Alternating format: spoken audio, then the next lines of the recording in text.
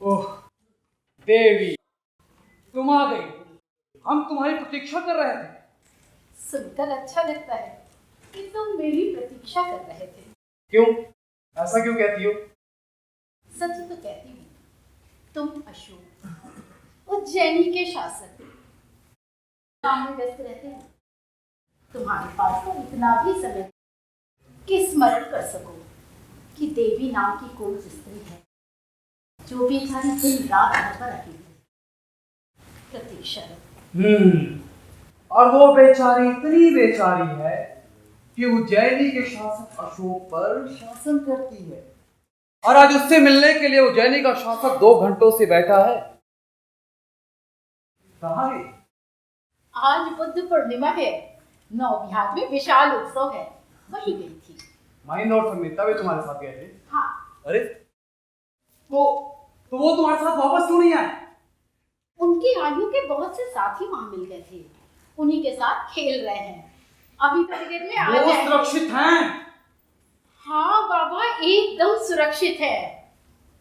तुम बहुत चिंता करते हो बच्चों की, सुरक्षा कर्मी उनके साथ हैं। क्या करूं, पिता हो ना। अरे हाँ, एक शुभ समाचार है। शुभ समाचार? शुभ समाचार बाद में सुनूंगी। आओ, पहले तथागत के चरणों में नमन करके उनका आशीर्वाद लो। देवी, तुम जानती हो हम आजीवक शाक्य मूल के उपासक नहीं,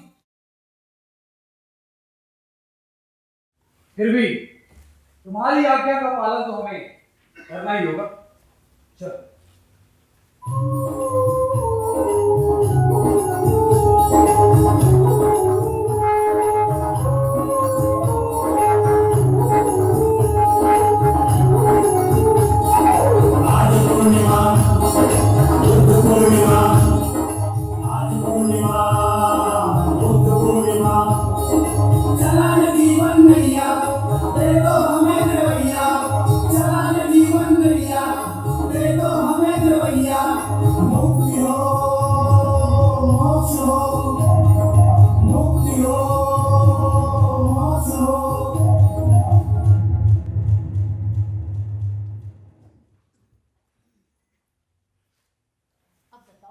क्या है शुभ समाचार?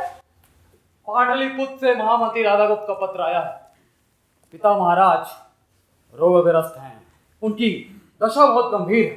वैद्यों ने भी हाथ खड़े कर दिए। कदाचित उनके जीवन का अंत निकट है। क्या कहा? पिता महाराज रोगग्रस्त हैं? यह तुम्हारे लिए शुभ समाचार है? ना, नहीं। हमारे कहने का तात्पर्य ये नहीं था। तो क्या है तात्पर्य? हमारे कहने का तात्पर्य क्या है? अभी तुमने कहा एक शुभ समाचार है, पिता महाराज का अंत निकट है। मेरे कहे के अर्थ का अनर्थ मत करो। हम कुछ और कहना चाह रहे थे। पिता महाराज का रोगग्रस्त होना शुभ समाचार नहीं है। तो क्या है शुभ समाचार? शुभ समाचार ये है कि महामंत्री राधागुप्त ने हमें पाटलिपुत्र बुलाया है। वो चाहता पिता महाराज के पश्चात मगध के राज सिंहासन पर हमारा अभिषेक हो। क्यों? तुम्हारा क्यों? मगध के सिंहासन पर तो पहला अधिकार तुम्हारे अग्रज का है। हमारा अग्रज? सुसी, तुम जानती तो हो उसके बारे में। मैं कुछ नहीं जानती। वो पिता महाराज का लाडला है, बबुआ। वो राजा बनने योग्य नहीं, अयोग्य, अक्षम है। किसने कहा? सब कहते हैं, हम कहते हैं। नहीं, तुम्हारे अतिरिक्त कौन कहता है? महामंत्री राधागुप्त कहता है कि वो कविता करता है, संगीतज्ञ है, वीणा बजाता है, मंदिरों में गाता है। वो राजा बनने योग्य नहीं। और महाराज? महाराज भी जानते हैं। क्या उन्होंने तुमसे ऐसा कहा? नहीं, उन्होंने नहीं कहा, लेकिन हम जानते हैं कि महाराज जानते हैं अपने लाडले सुसीम की वास्तविकता। हो सकता है ये तुम्हारा भ्रम हो। भ्रम? गांधार में पश्तूनों को कुचलने के लिए सेनापति ने सुसीम को वहां जाने का परामर्श दिया, किंतु सेनापति का एक प्रस्ताव महाराज ने स्वीकार कर दिया। क्यों? पिता महाराज ने कहा अत्याचार पश्तून बहुत ही भयंकर जात के हैं, उनके साथ युद्ध भी बहुत भीषण होगा, और सुसीम मौर्य साम्राज्य का भावी राजा, इसलिए उसका जीवन अमूल्य है। किसी संकट में नहीं डाला जा सकता। हो सकता है कि ये तुम्हारा भ्रम हो। नहीं, और उन्होंने सुसीम का साथ मुझे गांधार जाने का आदेश दिया। यह तो अच्छा ही हुआ। पश्तूनों को पराजित करके तुम्हें देशव्यापी यश प्राप्त करने का अवसर मिला। सुसीम देश का भावी राजा है, इसलिए उसका जीवन अमूल्य है, और हमारा जीवन उसका कोई मूल्य नहीं, इसलिए संकट में डाला जा सकता है। कोई भी पिता अपने संतान का जीवन संकट में नहीं डाल सकता। वो हमसे घृणा करते हैं। क्यों? क्योंकि हम कुरूप हैं। हमारे गाल पर ये काला धब्बा है, और सुसीम सुंदर है, प्रियदर्शी है, इसलिए वो उसको चाहते हैं। नहीं, ये तुम्हारा भ्रम है। बस, हम इस पर और भी बात नहीं चाहते। केवल हम तुमको इतना बताना चाहते हैं कि हम पाटलिपुत्र जा रहे हैं, तुम हमारे साथ चल रही हो। और अगर मैं तुम्हारा ये निर्णय ना मानूं तो? तुमको मानना ही पड़ेगा। देवी, हम चाहते हैं कि तुम हमारे साथ चलो। तुम हमारी शक्ति हो, तुम्हारा साथ हमारे लिए शुभ है। तुम साथ रहोगी तो विजय हमारी है। विजय, अपने भाई पर विजय सुनकर भी जुगुप्सा होती है। मैं नहीं जाऊंगी। तो मत जाओ। हम अकेले ही जाएंगे पाटलिपुत्र।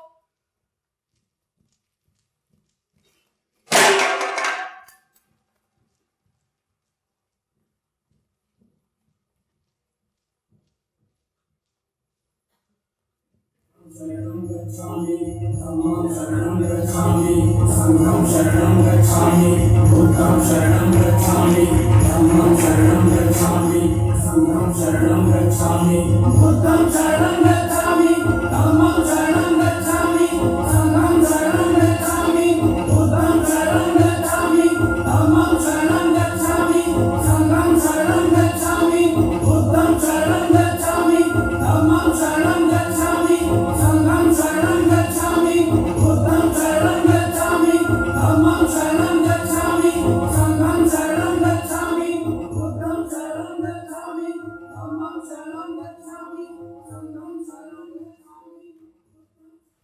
महाराज की जय हो। उज्जैनी के शासक कुमार अशोक आपके दर्शन करना चाहते हैं। महाराज लगता है महाराज गहरी तंद्रा में है। कब से तंद्रा में है? बहुत देर से ऐसे ही सो रहे हैं। वैद्य जी ने औषधि खिलाई थी, और जब से वैद्य जी गए हैं तब से ऐसे ही है। क्या कभी तंद्रा से उठे? कोई बात की? दो एक बार चौंक कर उठे, मुझसे पूछा सुसीम आया, और मैंने उत्तर दिया नहीं। बस फिर आंख बंद करके सो गए। चलती हूँ, महाराज की औषधि लेने का समय आ गया।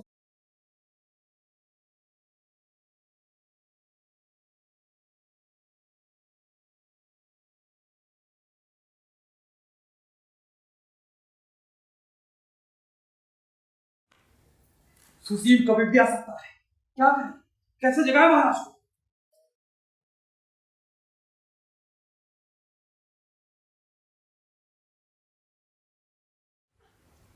महाराज उठिए, उठिए महाराज, महाराज उठिए।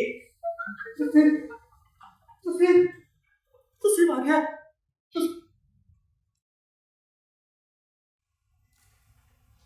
तुम्हें तो मैंने उज्जैनी से गांधार जाने का आदेश दिया। मैं जानना चाहता हूं तुम वहां क्यों नहीं गए? कुमार स्वयं रोगग्रस्त हो गए थे, इसलिए आदेश का पालन नहीं कर सकते। तुम चुप रहो।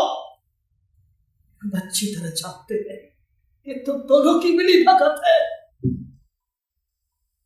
तुम स्वस्थ होने के पश्चात उज्जैनी से गांधार क्यों नहीं गए? यहाँ क्यों चले आए? आपको देखने, आपकी व्याधि का अशुभ समाचार सुनकर वो यहाँ चले आए। पिता महाराज, आपकी गैर का शुभ समाचार सुनकर हम आपकी सेवा के लिए आए। कैसी शासन तुम्हारी सेवा? मैं महामंत्री हूं महाराज।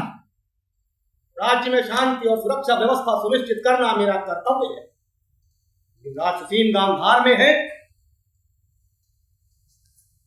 तो राजधानी बिना राजा या युवराज के तो साम्राज्य के हित में नहीं। तो महाराज, जब तक आप अस्वस्थ हैं और कुमार सुसीम गांधार में, तब तक के लिए कुमार अशोक को उपराजा बनाना न्यायोचित होगा।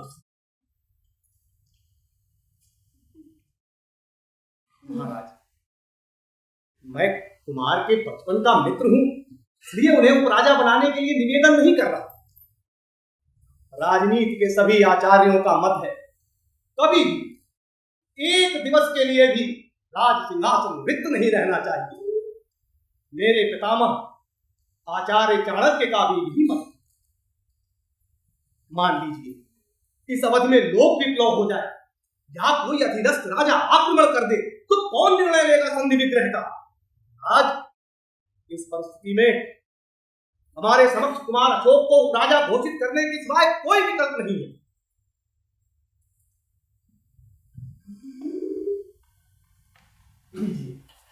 इसे अपने हाथों कुमार अशोक को पहनाकर उन्हें आशीर्वादित करें। महाराज, महाराज, कुमार स्वयं को धारण करो। हाँ, हम युद्ध कैसे? ये समय वाद विवाद का नहीं है, मैं कहता हूं धारण करो। अब तो मगध राज के राजा हो। आओ।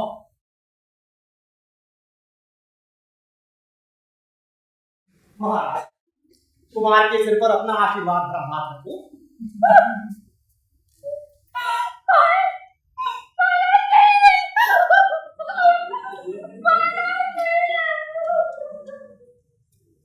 सैनिकों, सेनापति से कहो, महामंत्री राधागुप्त का आदेश है। महाराज बिंदुसार ने कुमार अशोक को मगध का उपराजा घोषित कर दिया है। जो आज्ञा महामंत्री। हमने तो महाराज से निवेदन किया कि वो हमें मगध का उपराजा बना, किंतु महाराज तो हमें मगध का राजा बना के चले गए। मगध राज को नमन। महाराज अशोक की जय। महाराज अशोक की जय। महाराज अशोक की जय। महाराज अशोक की जय। महाराज अशोक की जय। महाराज अशोक की जय। महाराज अशोक की जय। महाराज अशोक की जय। महाराज अशोक की जय। मगध राज के सम्मानित सभासदों, ये हृदय विदारक दुख की बेला है। हमारे पिता समान राजा देवानाम प्रिय बिंदुसार हम सबको रोता कलपता छोड़ स्वर्ग को प्रस्थान कर चुके हैं। मगध का सिंहासन रिक्त है। परंपरा अनुसार महाराज के ज्येष्ठ पुत्र कुमार सुसीम का राज्याभिषेक होना चाहिए, किंतु ऐसा नहीं हो सका। महाराज अशोक की जय। महाराज अशोक की जय। क्यों महाराज अशोक की जय? क्यों महाराज सुसीम की जय क्यों नहीं? महाराज सुसीम की जय। महाराज सुसीम की जय। मैं भी महाराज सुसीम की जय करना चाहता था, किंतु यह संभव नहीं है। स्वर्गीय महाराज भी यह नहीं चाहते थे। उन्होंने स्वयं कुमार को राजा घोषित किया, स्वयं आशीर्वाद दिया है, स्वयं अपने हाथों कुमार अशोक के सिर पर उपराजा का मुकुट रखा है। यह सत्य नहीं है। कौन है इसका साक्षी? किसने कहा? किसने कहा यह सत्य नहीं है? मैं हूं साक्षी। मैं महामंत्री राधागुप्त, और जिस किसी को इसकी सत्यता पर संदेह हो वो इस भरी सभा में इन सभासदों के सामने आए और अपना संदेह व्यक्त करे। मैं एक बार फिर कहता हूं, जिस किसी को भी सत्यता पर संदेह हो वो साहस करके सामने आए, छिप कर ना बैठे।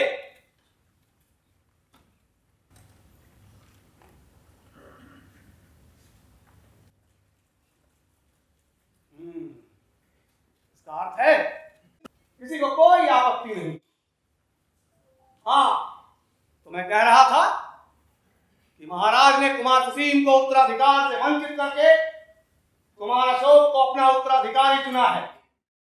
इसलिए हो सकता है ये परंपरा के विरुद्ध हो, किंतु हम लोग इसमें कुछ नहीं कर सकते। हम सब स्वर्गीय सम्राट की आज्ञा मानने को विवश हैं। अतः महाराज की अंतिम इच्छा का पालन करते हुए मंत्रिमंडल तथा सेनापति ने यह निर्णय लिया है कि कल प्रातःकाल कुमार अशोक भगत के सम्राट बनकर राज सिंहासन पर आरूढ़ होंगे। महाराज अशोक की जय, महाराज अशोक की जय, महाराज अशोक की जय, महाराज सुसीम की जय, महाराज सुसीम की जय, महात्मा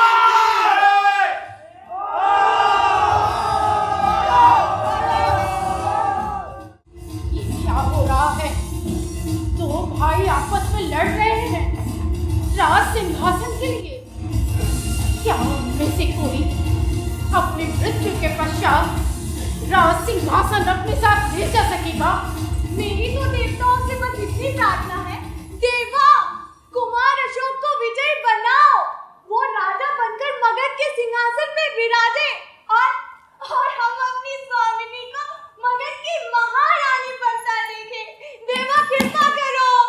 दासी, हाँ, अब तुम जाओ, मुझे एकांत चाहिए। जो आज्ञा महारानी। बुद्धं शरणं गच्छामि, धम्मं शरणं गच्छामि, संघं शरणं गच्छामि। शरणं गच्छामि, धम्मं शरणं गच्छामि, संघं शरणं गच्छामि, बुद्धं शरणं गच्छामि, धम्मं शरणं गच्छामि, संघं शरणं गच्छामि, बुद्धं शरणं गच्छामि, धम्मं शरणं गच्छामि, संघं शरणं गच्छामि, बुद्धं शरणं गच्छामि, धम्मं शरणं गच्छामि, संघं शरणं गच्छामि, बुद्धं शरणं गच्छामि, धम्मं शरणं गच्छामि, संघं शरणं गच्छामि, बुद्धं शरणं गच्छामि, धम्मं शरणं गच्छामि, संघं शरणं गच्छामि। इस बहुत दिनों के बाद ये शुभ घड़ी आई है। पितामह चंद्रगुप्त की राजउपाधि देवा नाम प्रिय थी। आपकी राजउपाधि क्या होगी? हमारे पास पितामह की खड्ग है, तो उन्हीं के समान हमारी भी राजपाद देवा नाम प्रिय हो। इस आज से 4 वर्ष पहले पिता महाराज की मृत्यु के पश्चात राज सत्ता हमारे हाथ में आई, किंतु राज्याभिषेक न हो सका। सुसीम ने पश्चिम से पाटलिपुत्र पर आक्रमण कर दिया। 4 वर्ष लग गए सुसीम और कलिंग राज को पराजित करने में। 4 वर्ष। अग्रबंधु, आज बहुत ही पुनीत दिवस है। आज राज्याभिषेक होगा। यदि आज देवी होती तो कितनी प्रसन्न होती, और बच्चे भी। माता पिता का सबसे बड़ा सुख होता है अपने बच्चों को बड़ा होते हुए देखना। हम इस सुख से भी वंचित रह गए। न जाने कैसे होंगे। सब सकुशल हैं। बच्चे अपने नाना के साथ हैं। हाँ, आर्या देवी कदाचित संघ की शरण चली गई हैं। अब वो भिक्षुणी हैं। आरंभ से उसकी बुद्ध में अटूट श्रद्धा थी। पहले जब हम गांधार के शासक थे तो पश्तूनों के विद्रोह को बड़ी क्रूरता से कुचल दिया। जब हम गांधार से उज्जैनी शासक बनकर आए, 4-6 पश्तून हमसे प्रतिशोध लेने हमारे पीछे पीछे उज्जैनी आ गए। एक दिन जब हम घोड़े से कहीं जा रहे थे तो 6 पश्तूनों ने हम पर आक्रमण कर दिया। फिर क्या हुआ? हमने उनका सामना किया, 2 को वहीं मार गिराया और 4 भाग गए। वाह! संयोग से देवी उस समय बौद्ध विहार जा रही थी। शिवकाज उसने ये सारी घटना देखी और दूसरे दिन मिलने के लिए अपने घर बुला लिया। फिर वहां उसने हमसे विवाह का प्रस्ताव स्वयं रखा। हमने कहा, देवी सोच लो, हम वीर अवश्य हैं किंतु हम कुरूप हैं, हमारे गाल पर यह काला धब्बा है। उसने कहा, चंद्रमा में भी तो धब्बे होते। तो आपने क्या उत्तर दिया अग्रबंधु? उसके उत्तर ने हमें निरुत्तर कर दिया और हमें हाँ कहना पड़ा।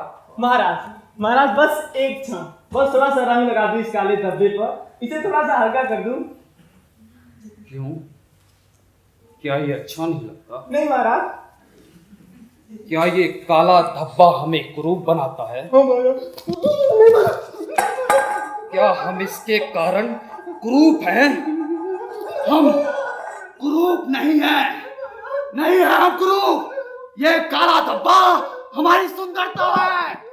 हम प्रियदर्शी हैं, प्रियदर्शी, देखने में सुंदर प्रियदर्शी।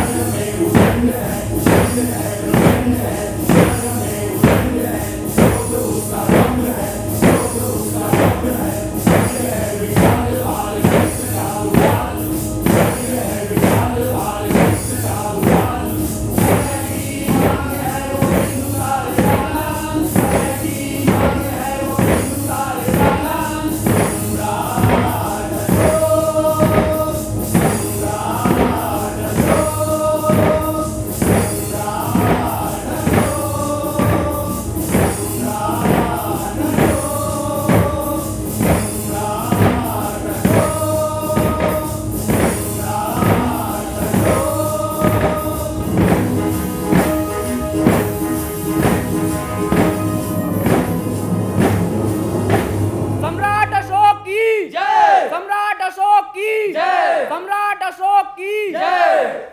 महाराज, इस शुभ अवसर पर कुछ भिक्षु भी पधारे हैं। उन्हें दान इत्यादि देना अत्यंत शुभ होगा। दासी, बुद्धं शरणं गच्छामि, धम्मं शरणं गच्छामि, संघं शरणं गच्छामि। आप पर तथागत की कृपा होगा।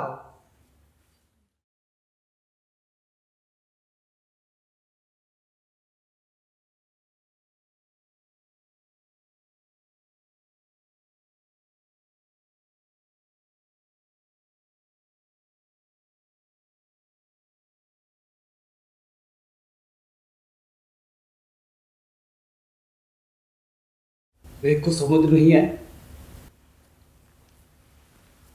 देखो समुद्र को बुलाया जाए। अग्रबंधु, भिक्खु समुद्र। भिक्षु को नमन। तथागत तुम्हारी रक्षा करें। भिक्षु, क्या तुम जानते हो हम मगध के राजा हैं? हाँ राजन। हमारे आदेश के अनुसार हमारे अनुज कुमार देश ने कुकुट्टा राम विहार के सभी भिक्षुओं को भिक्षा देने के लिए आमंत्रित किया था। वहां से सभी श्रमण आए, केवल तुम नहीं आए। मैं शुद्ध हाथों से ही भिक्षा ग्रहण करता हूँ। हमारे हाथ अशुद्ध हैं। आपके हाथों पर रक्त है। रक्त कहाँ है? देखो, कहाँ है रक्त? किसका रक्त? मैं पूछता हूं, किसका रक्त है? अपने भाई सुसीम की हत्या का। सुसीम! सुसीम मक्षम था, अयोग्य था। विदेशी यवन पश्चिमी सीमाओं पर प्रबल हो रहे हैं। कैसे करता उनसे साम्राज्य की रक्षा? इस भूमि के लिए, यहाँ के जनवासियों के लिए हमें खड्ग उठानी पड़ी। राजन, मुखाकृति की कालिमा को छिपाने के लिए जैसे आपने प्रियदर्शी नाम धारण किया है, वैसे ही अपनी सत्ता लुलुपता को साम्राज्य की सुरक्षा का बहाना दे रहे हैं आप। देखो! शांत महाराज, शांत। मैं आपके चरणों में विनती करता हूँ, शांत हो जाइए। आपके हाथों से भिक्खु का वध उचित नहीं महाराज, शांत हो जाइए।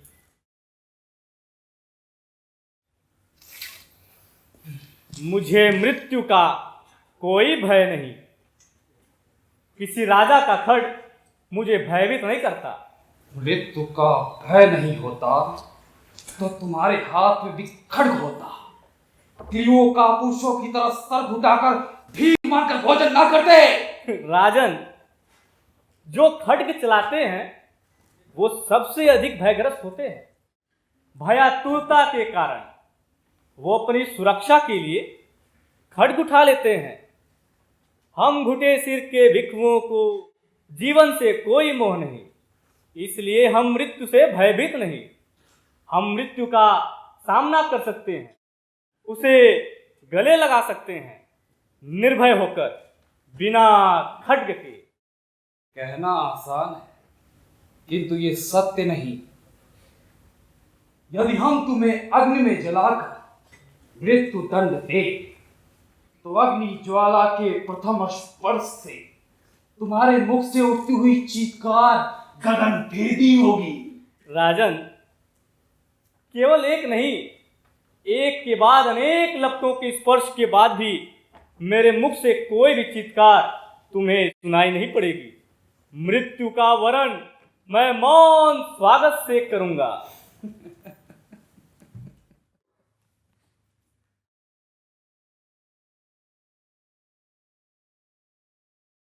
ठीक है, हम देखेंगे तुम्हारे मृत्यु का मौन स्वागत। हम राजा का अपमान करने के अपराध में भिक्षु समुद्र को अग्नि में जलाकर मृत्यु दंड देते हैं। तथागत तुम्हें सद्बुद्धि दें। यस, हमारी आज्ञा का पालन शीघ्र हो। जो आज्ञा अग्रबंधु। सैनिकों, ले चलो भिक्षु समुद्र को। बुद्धं शरणं गच्छामि, धम्मं शरणं गच्छामि। यस, तुम हमें बताओ, अग्नि ज्वाला के प्रथम स्पर्श से भिक्षु समुद्र के मुख से गगनभेदी चीत्कार निकली या उसने मृत्यु का मौन स्वागत किया? हम जानना चाहते हैं, आग में जलते हुए वो चीखा चिल्लाया या? अग्रबंधु, अग्रबंधु, आपकी आज्ञा का पालन हो गया। भिक्षु समुद्र को चिता पर जला दिया गया, लेकिन वो बिल्कुल चीखा या चिल्लाया नहीं। उसके मुख पर भय का भाव नहीं। चिता पर बैठते ही वो पद्मासन में बैठ गया और कदाचित समाधि में चला गया। जब चिता को आग लगाई गई तो वो ऐसे जल गया जैसे सूखी लकड़ी जल जाती है। समझ में नहीं आता कि कोई कैसे इतनी सहजता से अपने प्राण दे सकता है। भिक्षु समुद्र, हम पराजित हुए, हम पराजित हुए। ऐसा क्या है बुद्ध में, धम्म में, संघ में, जो मानव को मृत्यु पर विजयी बनाता है? हाँ।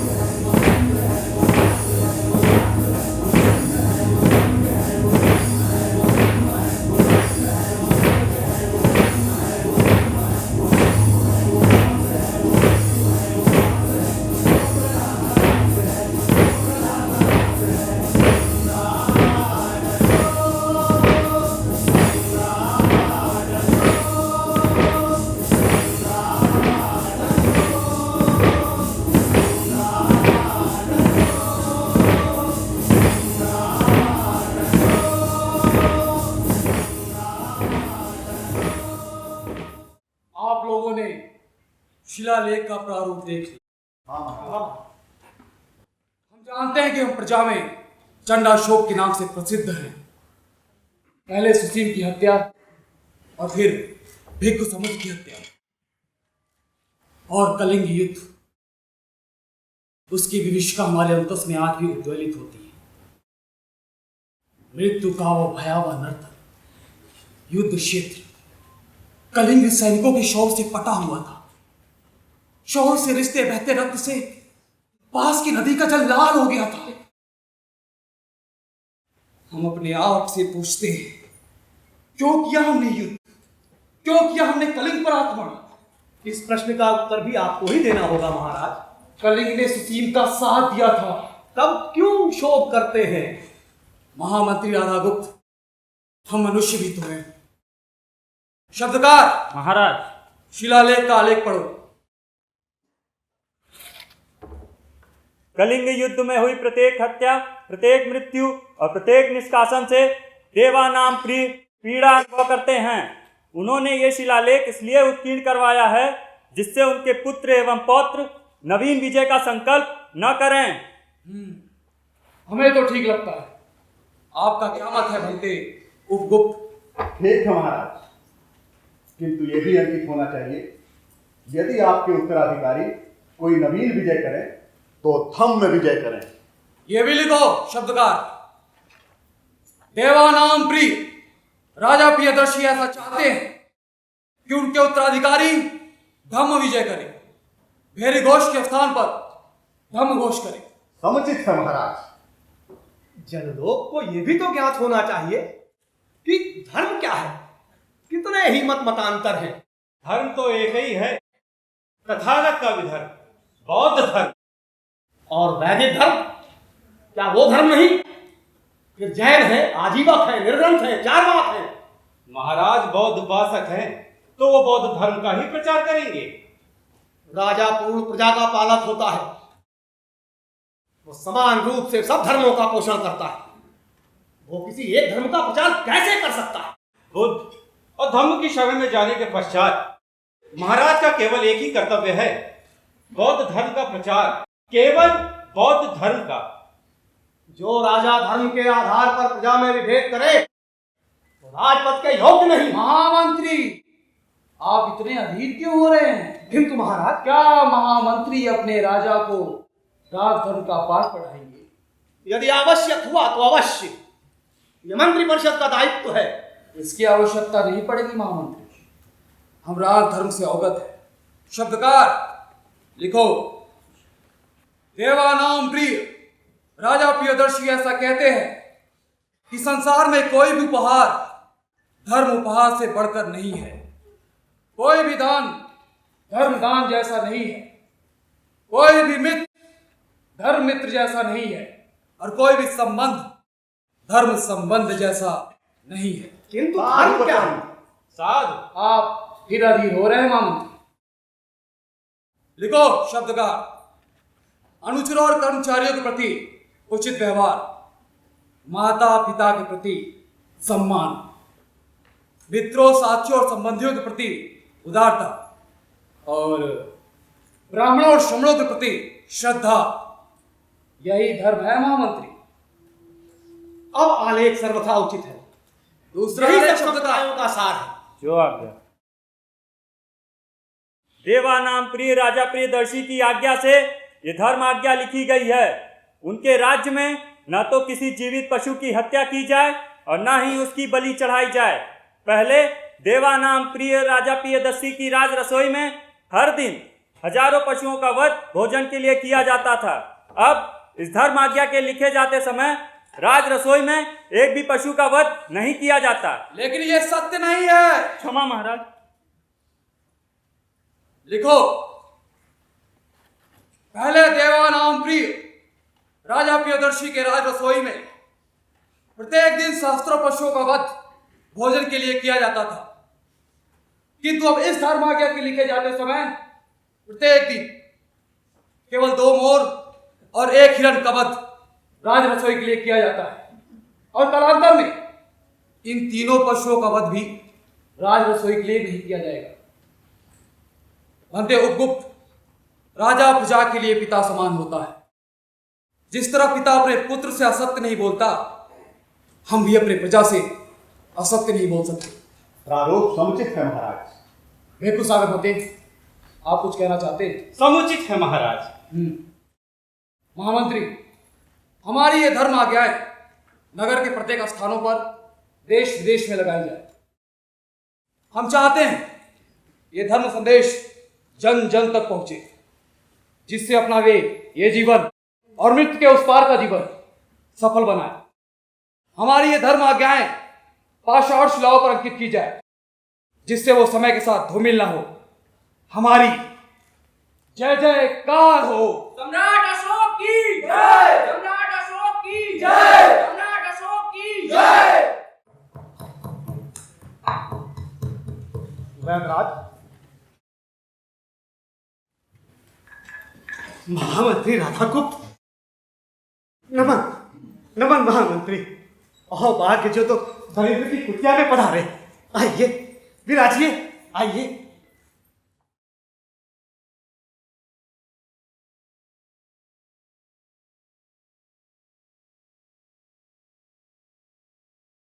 कोई विशेष प्रयोजन? आप आज्ञा देते, मैं स्वयं आपकी सेवा में प्रस्तुत हो जाता। महाराज रोगग्रस्त है। कब से? 3 मास से। बहुत उपचार के पश्चात भी रोग पकड़ में नहीं आ रहा। मैं आपको राजभवन ले जाने आया हूं। श्रीमंत महामंत्री, आप तो जानते ही हैं कुक्कुट विहार के वैद्यों ने मेरा कितना अपमान किया है। राजकीय संरक्षण ने उन्हें अहंकारी बना दिया है। वो अन्य हर एक को अपने से हीन समझते हैं।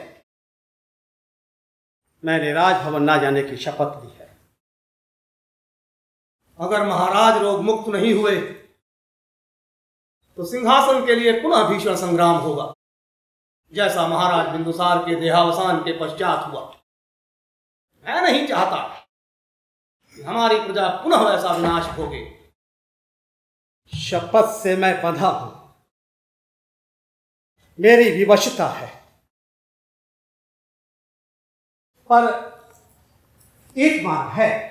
वो क्या? मेरी वैद्य, मेरी भांजी कुशल वैद्य है। उसने काशी में मेरे पिताश्री के सानिध्य में आयुर्वेद में प्रशिक्षण में प्रवीणता प्राप्त की। वो महाराज का उपचार कर सकती है। नहीं, एक अनजान वैद्या के हाथों महाराज का जीवन कैसे सौंप सकता हूं? अगर कुछ हो गया तो सारा लांछन मुझ पर आएगा। आप मुझ पर विश्वास कर सकते हैं। फिर मैं उससे निरंतर महाराज के उपचार पर विचार विमर्श करता रहूंगा। मैं महाराज के स्वास्थ्य पर बराबर दृष्टि रखूंगा। ठीक है, बुलाइए उसे। ईश्वर रक्षिता, उत्प्रीत ईश्वर रक्षिता, ईश्वर रक्षिता, ईश्वर रक्षिता। हाँ, मगध राज के महामंत्री। महामंत्री के चरणों में नमन।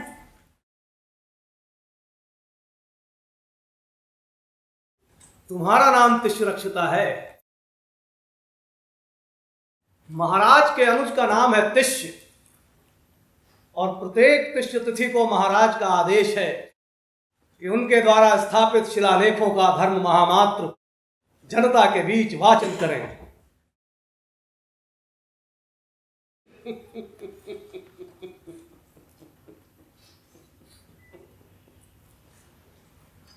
मौर्य साम्राज्य का तिष्य नक्षत्र से गहरा संबंध लगता है। इसमें मेरा दोष नहीं महामंत्री जी, मेरे पिता का दोष है, जिन्होंने ये नाम रखा। कौन है तुम्हारे पिता?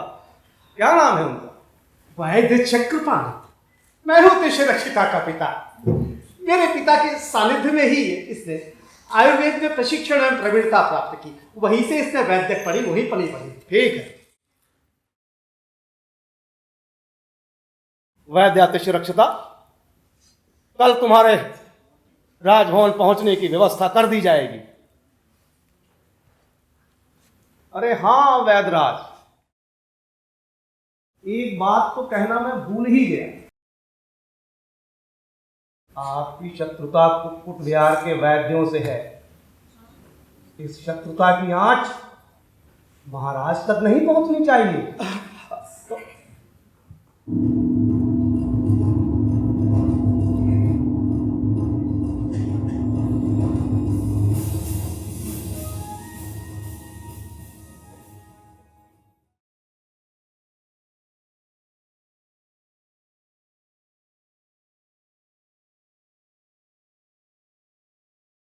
महाराज नमन। आइए वैद्य सुरक्षिता, आइए, हम आपकी ही प्रतीक्षा कर रहे थे। महाराज, मैं पिछले 1 महीने से प्रतिदिन आपकी सेवा में आ रही। आज आप एकदम स्वस्थ लग रहे हैं। वैद्या को देखकर रोगी अपने आप स्वस्थ हो जाता है। नहीं महाराज, आप वैद्या को देखकर स्वस्थ नहीं हुए, आप तो वैद्या के उपचार से स्वस्थ हुए हैं। लाइए, देखो आपकी नानी।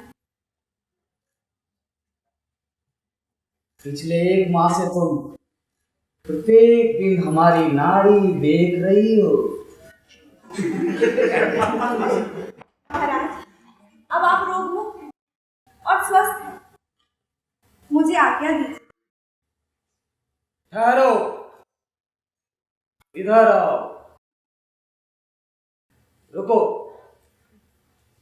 अब घूमो, घूमकर पीठ मेरी ओर करो।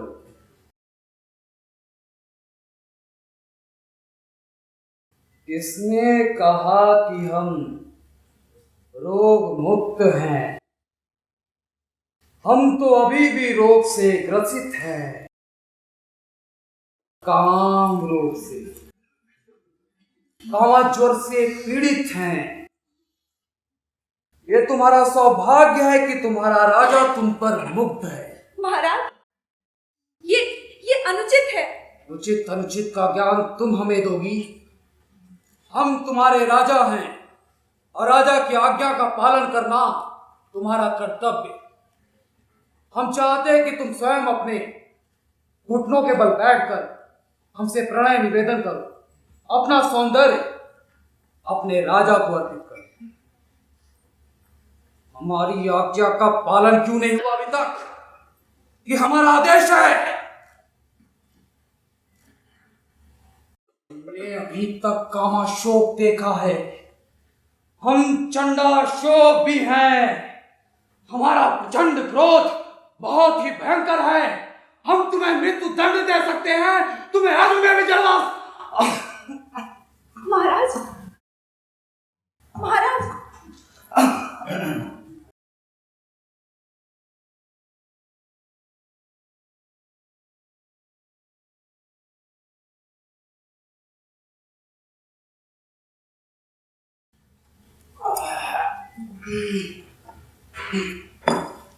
महाराज, जब आपको खांसी आए तो आप ये भेषज आपको आराम आएगा। अब मुझे जाने की आज्ञा दीजिए। शिक्षिता, रुको। हमारी पटरानी असमिता का देहांत हो चुका है। हम उसके स्थान पर तुम्हें मगध की पटरानी बनाना चाहते हैं। तुम्हें स्वीकार है? क्या है तुम्हारा उत्तर? राजा की आज्ञा का पालन होगा। यदि मेरे हाथों में वरमाला होती तो आपके गले में डाल देती।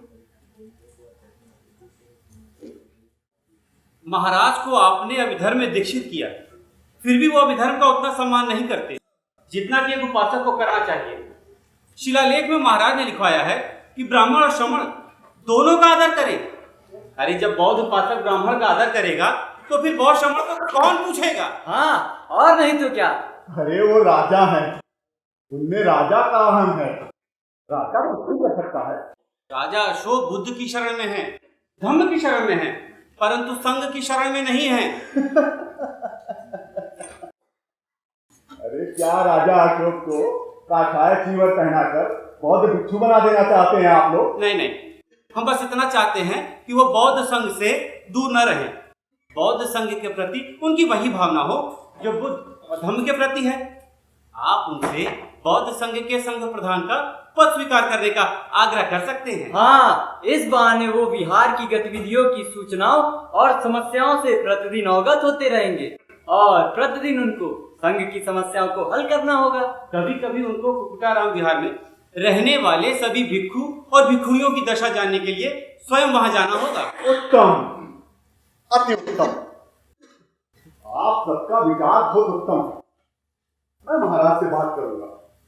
मुझे विश्वास है कि वे बौद्ध संघ के संघ प्रधान का दायित्व स्वीकार कर लेंगे।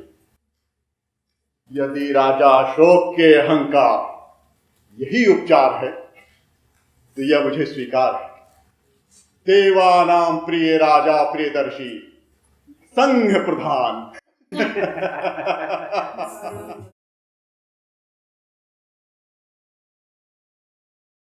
भंते, महारानी पर तथागत की कृपा हो। भंते को मैं महारानी लगती हूँ? ओह नंदिता, तुम? मैं समझा महारानी। क्या मैं महारानी नहीं हो सकती? क्यों नहीं हो सकती? मैंने तुम्हें महारानी से कम कब समझा? भिक्षु का मन चंचल हो रहा है। अपराधी मैं नहीं। तो कौन है अपराधी? मेरे सामने खड़ी है। उल्टा जो कोतवाल को डांटे। मन अगर भिक्षु का चंचल हो तो अपराध उसका नहीं, किसी और का अपराध है। आने दो महारानी को, मैं उनसे कहूंगा। क्या कहोगे? यही कि आपकी दासी का चाल चलन ठीक नहीं, वो भिक्षु का मन चंचल करती है। महारानी किस भिक्षु का मन चंचल किया? मैं उत्तर दूंगा, मेरा मन चंचल किया।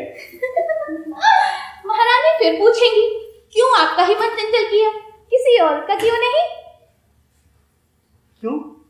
क्योंकि उत्तर दो भिक्षु सागर भक्त, क्यों आपका ही मन चंचल किया, किसी और का क्यों नहीं? क्योंकि अयोध्या, मैं सब बता दूंगी। कोशिकला, अयोध्या। वो यहाँ रहा, तुम जाओ।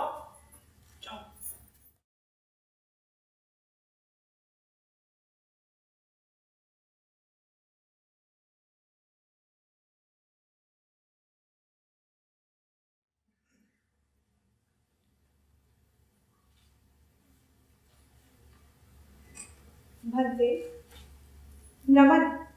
महारानी पर तथागत की कृपा हो। मुझे अपनी दासी नंदिता से ज्ञात हुआ कि आप मुझसे मिलना चाहते हैं। दासी नंदिता ने कहा कि मगध की महारानी किसी बौद्ध भिक्षु से मिलना चाहती है, तो मैंने कहा मैं भी तो भिक्षु हूँ, तो मुझसे क्यों नहीं? नंदिता ने कहा हाँ क्यों नहीं, और उसने आपको मेरा नाम बता दिया, भिक्षु सागर बते। भंते, आप नंदिता को जानते हैं? हाँ जानता हूँ। हम लोग गली गली द्वार द्वार बुद्ध घोष करते हैं, उसी से जान जाते हैं सभी को। कितना जानते हैं नंदिता को? जितना सबको। कब से? बहुत दिनों से। आप कहाँ के हैं भंते? आप जानती तो हैं, पाटलिपुत्र के कुकुटाराम विहार में रहता हूँ, वहीं से आया हूँ। भिक्षु बनने के पहले आप कहाँ थे?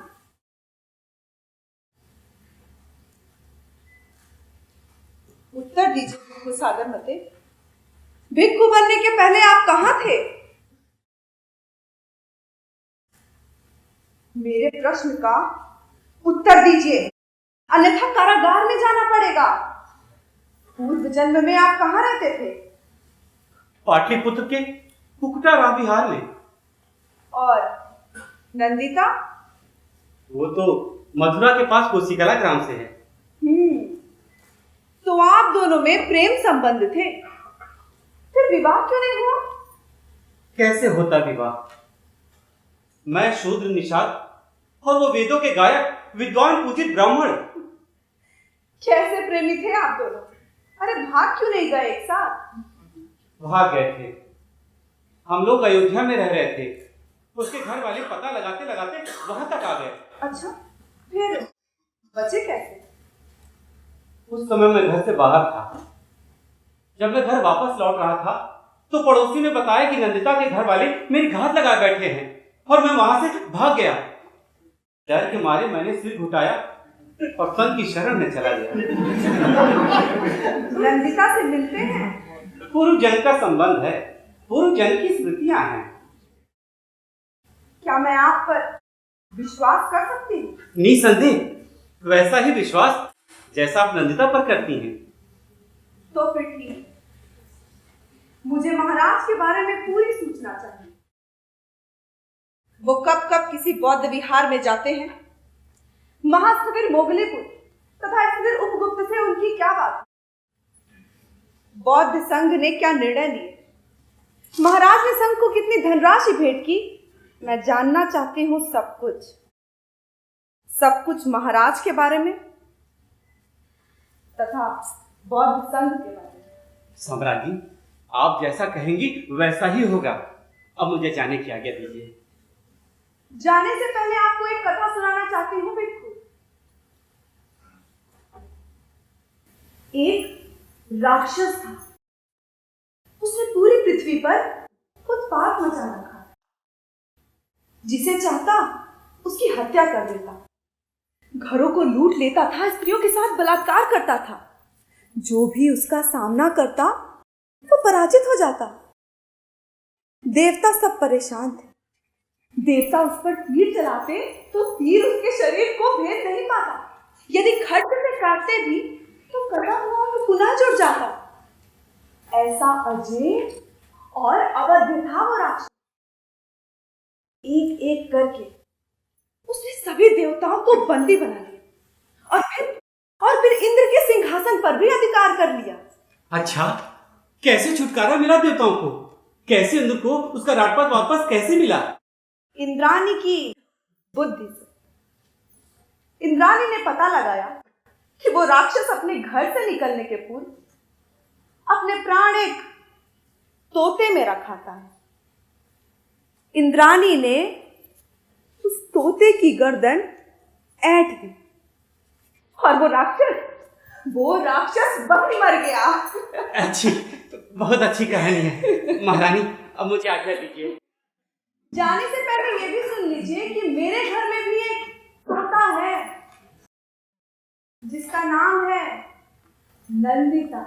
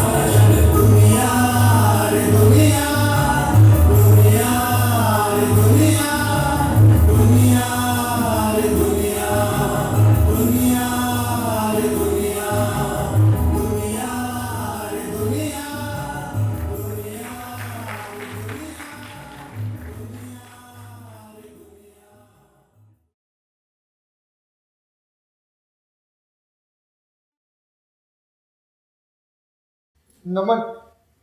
उड़ान, मैं जब भी तुम्हारे कक्ष के सामने से जाती थी तो सदा ही मुझे वीणा का मधुर स्वर सुनाई पड़ा। आज नहीं सुनाई पड़ा तो चिंता हुई, वही देखने चली आई। वीणा का तार टूट गया है, उसी को लगाने का प्रयत्न कर रहा हूँ। की देखी, तुम वीणा बहुत सुंदर बजाते हो। कितने वर्षों से वीणा बजा रहे हो? याद नहीं, बहुत वर्षों से। पिता महाराज के राज दरबार में एक कलाकार को वीणा बजाते सुना पहली बार, किंतु मुझे लगा कि मैं पहले भी सुन चुका हूँ, सुनता रहा हूँ। मैं दरबार के बाद उस संगीतज्ञ के घर गया। मैंने उनसे अनुरोध किया कि मैं वीणा को देखना चाहता हूँ। उन्होंने वीणा को दिखाया और बताया कैसे बजाई जाती है, और ऐसे ही उंगलियों से तारों को छेड़ा कि मैं वीणा बजाने लगा। तुम पिछले जन्म में वीणा वादक रहे होगे। हो सकता है पिछले जन्म की ही देन हो। और तुम्हारी आंखें? जी? तुम्हारी ये आंखें? जी मैं समझा नहीं। क्या ये सुंदर आंखें भी तुम्हारी पिछले जन्म की देन है? मैंने सुना है तुम्हारे जन्म के पश्चात तुम्हारे पिता सम्राट अशोक ने तुम्हें देखा तो वो तुम्हारी आंखों पर मुग्ध हो गए। तुम्हारी काली बड़ी बड़ी आंखों का सौंदर्य देखकर कुड़े कुड़ाल पक्षी की आंखें याद आ गई। इसीलिए तो तुम्हारा नाम कुड़ाल रख दिया। मैं तुम्हें क्या कहूँ, कुड़ाल या चारू? आप मुझे कुड़ाल ही कहिए।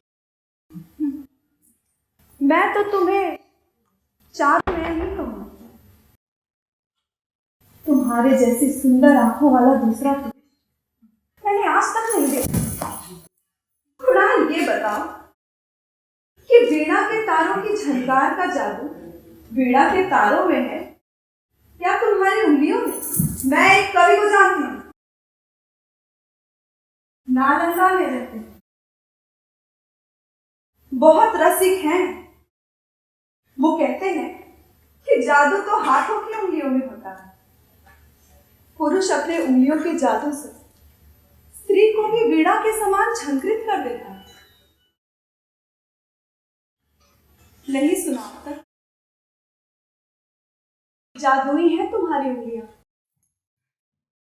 आप मेरी माता के स्थान पर हैं और वही स्थान आपको शोभा देगा। नमन।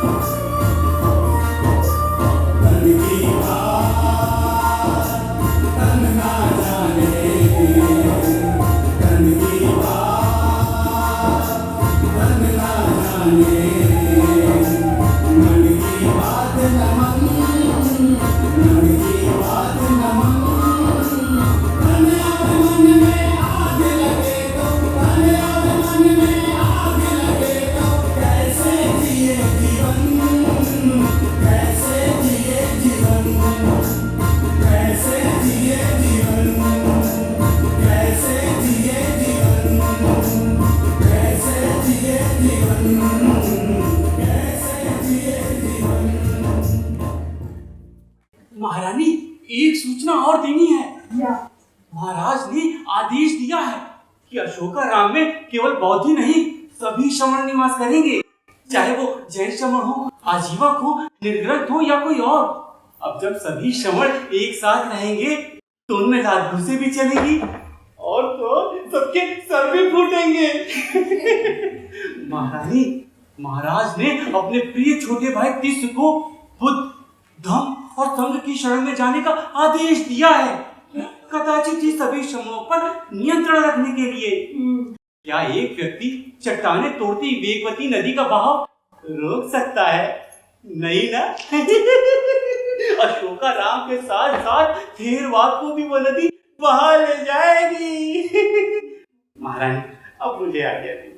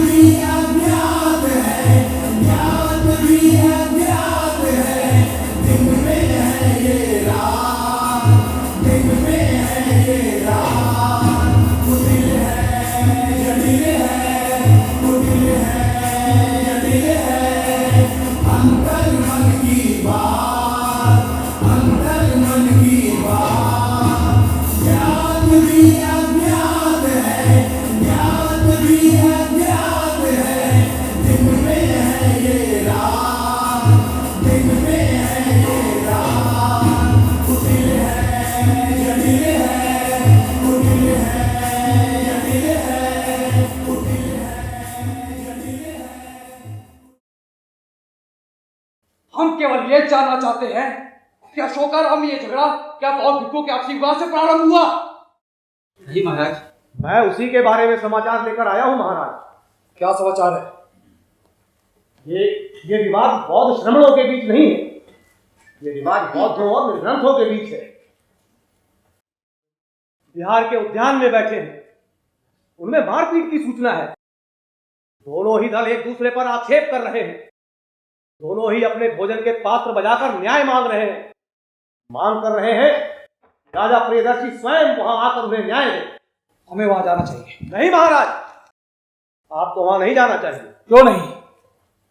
श्रमण बहुत उत्तेजित हैं, वे क्रोधित हैं, वे कभी भी हिंसा पर उतारू हो सकते हैं।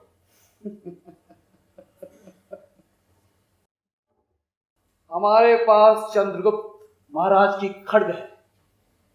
बौद्ध धर्म और संघ की शरण में जाने के पश्चात भी हमने इसका त्याग नहीं किया। यही सभी समस्याओं का समाधान है। ये भिक्खुओं के बीच का आपसी मामला है, आपको वहां नहीं जाना चाहिए। हम बौद्ध संघ के चयनित संघ प्रधान हैं। आपको संघ प्रधान भी नहीं होना चाहिए। राधागुप्त, तुम हमें नीति की शिक्षा दे रहे हो। नीति कहती है महाराज, राजा को सांप्रदायिक विवादों से दूर रहना चाहिए।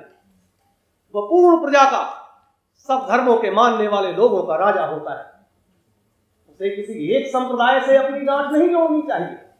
तुम किस अधिकार से हमें नीति की शिक्षा दे रहे हो? उसी अधिकार से जिस अधिकार से मेरे पितामह आचार्य चाणक्य आपके पितामह महाराज चंद्रगुप्त को नीति की शिक्षा दे। अग्रबंधु, अग्रबंधु, देश अग्रबंधु, क्या हुआ? देश क्या हुआ? वैद्य को बुलाओ, पानी लाओ। अग्रबंधु, मैंने श्रमणों को शांत करने का बहुत प्रयत्न किया, लेकिन वो नहीं माने। वो राजभवन का घेराव करने चल दिए हैं। मैंने रोका तो किसी निर्गत ने मुझ पर आक्रमण कर दिया। मैं रथ से यहाँ आ गया। राजभवन का घेराव करने श्रमण चल पड़े हैं। वो कभी भी यहाँ आ सकते हैं। दोनों ही दल नारे लगा रहे हैं, अन्यायी राजा न्याय दो, अन्यायी राजा न्याय दो, अन्यायी राजा न्याय दो, अन्यायी राजा न्याय दो, अन्यायी राजा न्याय दो, अन्यायी राजा न्याय दो, अन्यायी राजा न्याय दो, अन्यायी राजा न्याय दो।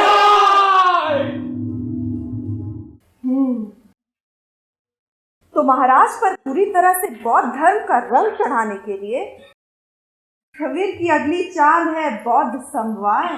इसमें देश भर के बौद्ध विहारों के 10,000 प्रतिनिधि आ रहे हैं। देश के ही नहीं, विदेशों से भी आ रहे हैं। और इस समवाय में सर्वाधिक महत्वपूर्ण एक नाम होगा, भिक्षुणी देवी। महाराज की रखैर, उसको क्यों बुलाया? जैसे आप जानती हैं कि मेरे प्राण किस महीना में हैं, वैसे ही महासवीर भी जानते हैं कि राजा अशोक के प्राण जिस महीना के शरीर में है उसका नाम है देवी। भिक्षु सागर मते, अपनी सागर समान विशाल मत से कोई कुटिल चाल निकालिए। मैं चाहती हूं कि महाराज अशोक के प्राण जिस मैना में है वो सांची में ही सुरक्षित रहे, जैसे आपके प्राण जिस मैना में है वो मेरे संरक्षण में सुरक्षित है। ऐसा ही होगा महारानी, चाहे मुझे कुछ भी करना पड़े। भिक्षुणी देवी पाटलिपुत्र नहीं आएंगी। अच्छा महारानी, अब मुझे आज्ञा दीजिए। नमन।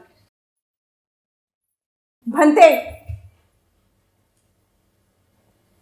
भिक्षु महेंद्र भी तो आ रहा है। जी महारानी।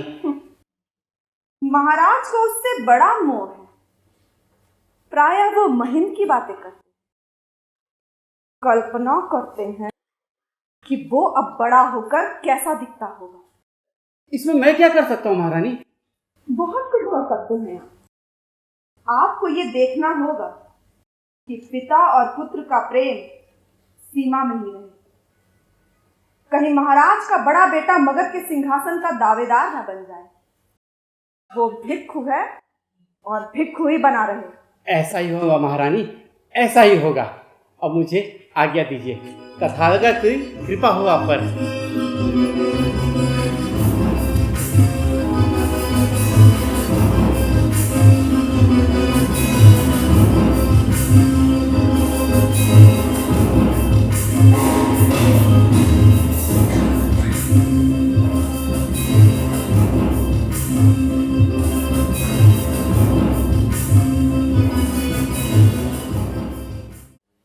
चाहते हैं कि बौद्ध समुदाय अद्वितीय हो, न इससे पहले कभी हुआ हो और न भविष्य में कभी हो सके। लगभग 10,000 बौद्ध भिक्षु पूरे देश से आ रहे हैं, विदेशों से भी। आपको धन की चिंता करने की कोई आवश्यकता नहीं है। मगध राजकोष की संपूर्ण संपत्ति अभी धर्म की सेवा के लिए है। महासम्मेलन के पश्चात जो भी भिक्षु देश विदेश में अभिधर्म के प्रचार के लिए जाएंगे, उनके नाम भिक्षुओं की समिति ने निश्चित कर दिए। और भिक्षु महेंद्र को कहाँ भेज रहे हैं? यवन देश। यवन देश? यवन देश को किसी अनुभवी भिक्षु को भेजना चाहिए था। कोई बात नहीं, हम इस सूची को परिवर्तित करते हैं। भिक्षु महेंद्र श्रीलंका जाएंगे अभिधर्म के प्रचार के लिए। सांची बिहार से कोई समाचार प्राप्त हुआ? भिक्षु देवी आ तो रही है ना? नहीं। क्यों नहीं? वो स्वस्थ तो है ना?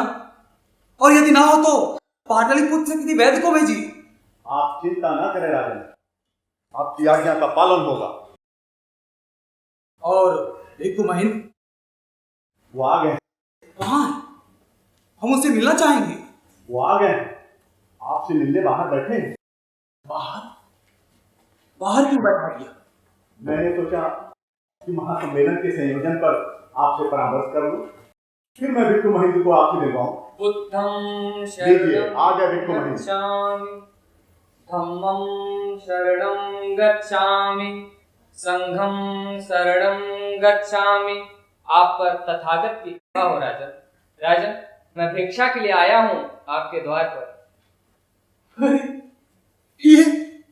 ये कितना बड़ा हो गया है, कितना सुंदर, कितना सजीला। हम तो इसे पहचान ही नहीं पाते। भिक्षाम देहि राजन। कितने वर्ष बीत गए, 15 वर्षों बाद देख रहा हूं तुम्हें।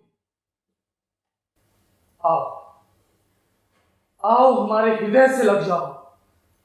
नहीं महाराज, भिक्षु महेंद्र के पुत्र नहीं है, वह संघ की शरण में है। उनका पुनर्जन्म हुआ है, तो आप उनको हृदय से नहीं लगा सकते। कैसे नहीं? क्या अनुचित है महाराज? वो हमारा पुत्र है। तो आपका पुत्र था, अब वो आपका पुत्र नहीं। धर्म ही उसका पिता है और ये धर्म का पुत्र है। तो क्या हुआ? वो रहेगा तो हमारा पुत्र ही ना। नहीं महाराज, भिक्षु महेंद्र अब धर्म का पुत्र है। भिक्षु महेंद्र पहली बार भिक्षाटन के लिए निकले हैं। ये उनकी प्रथम भिक्षा है। आप उनकी झोली में 5 मुट्ठी चावल डाल दीजिए। कहाँ है चावल? भिक्षाम देहि राजन।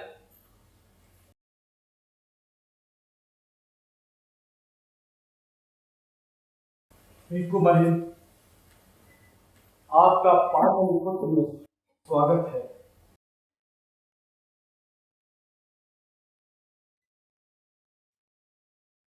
हम आपको प्रथम भिक्षा देकर अपने आप को सौभाग्यशाली समझते। महाराज, अब भिक्षु महेंद्र को दंडवत होकर नमस्कार कीजिए।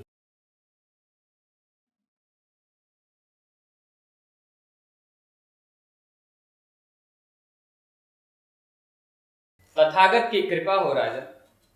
बुद्धं शरणं गच्छामि, धम्मं शरणं गच्छामि, संघं शरणं गच्छामि।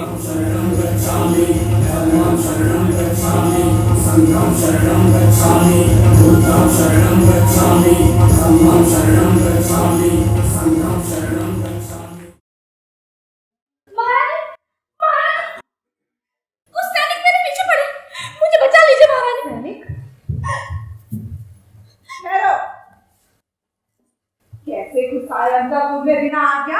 आज्ञा है महारानी। किसकी? महामंत्री की। झूठ है। हमारे पास आज्ञा पत्र है, इस पर महामंत्री की मुद्रिका चिन्हित है। होने दो महामंत्री की आज्ञा। अब ये महारानी का आदेश है। निकलो यहाँ से। आपकी आज्ञा का पालन होगा। हम अभी निकल जाएंगे, बस वो काम कर लें जिसके लिए यहाँ आए हैं। कौन सा काम? नंदिता को बंदी बनाने। महारानी, किया, मैं निर्दोष हूँ महारानी, मुझे बचा लीजिए महारानी, मैंने कुछ नहीं किया महारानी, छोड़ दो उसे। मुझे बचा लीजिए छोड़ दो। महारानी, मुझे बचा लीजिए महारानी, छोड़ दो उसे। मैंने कुछ नहीं किया।